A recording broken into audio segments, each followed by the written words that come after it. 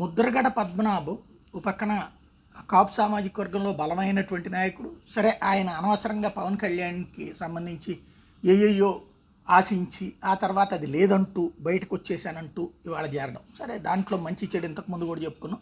ముద్రగడ హరిరామ జోగయ్య వాళ్ళ పవన్ కళ్యాణ్ కురిగిందేం లేదు, కానీ అతన్ని చెడగొట్టడానికి మాత్రం వీళ్ళు శతదా ప్రయత్నించారు, లేకపోతే అతని పార్టీ మీద గ్రిప్ కోసం వీళ్ళు ప్రయత్నించారని. ఇక్కడ ఒక ప్రధానమైనటువంటి అంశం ఏంటంటే, అనకాపల్లి పార్లమెంటు సీటు ఆగడానికి కారణం ముద్రగడ.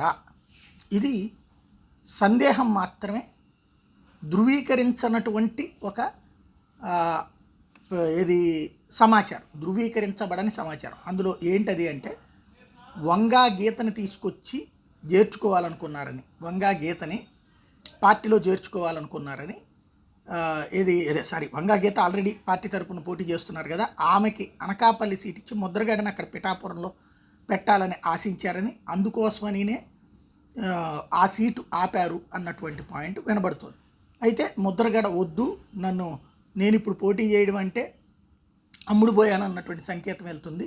కాబట్టి వంగా గీతనే చేయమనండి, నేను అసలు ఏది ఆశించకుండానే పనిచేస్తాను, నా వల్ల ప్రయోజనం పొందితే ఆ తర్వాత మీరు ఇచ్చేది ఇవ్వండి అన్నటువంటి సందర్భంలో గౌరవప్రదంగా మీరు ఇచ్చేది తీసుకుంటానని చెప్పడం వలన వంగా గీతనే అక్కడ అభ్యర్థిగా చివరి నిమిషంలో కంటిన్యూ చేసి, అంటే ముందు నుంచి ఆవిడదే కంటిన్యూ, చివరిలో కూడా కంటిన్యూ చేసి, అనకాపల్లి ఇప్పుడు వేరే అభ్యర్థిని ప్లాన్ చేస్తున్నారు. ఇంతకుముందు ఎవరైతే డాక్టర్ గారు ఆ లేడీ, ఆమెకే ఇస్తారా లేకపోతే ఇంకెవరికైనా ఇస్తారా అన్నటువంటిది ప్రస్తుతం చర్చనీయాంశం.